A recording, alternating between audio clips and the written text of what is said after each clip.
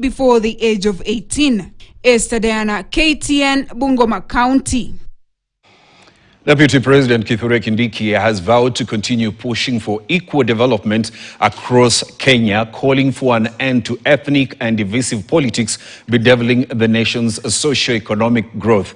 The DP affirmed that the government is open to work with all leaders, including former Vice President Kalonzo, without considering their regional party religious affiliations, pledging the administration's intention to serve all Kenyans.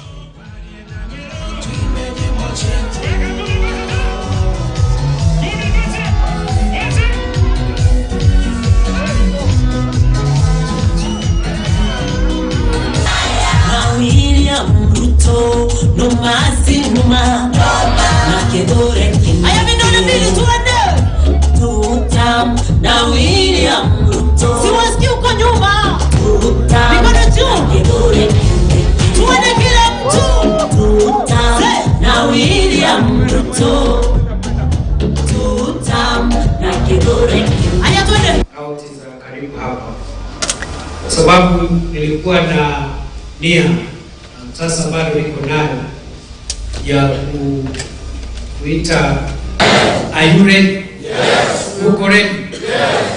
Utakuja kwa wingi. Iko state road na kukushwa hapa. To other news of the day, and a memorial service has been held for the 16 victims of road crash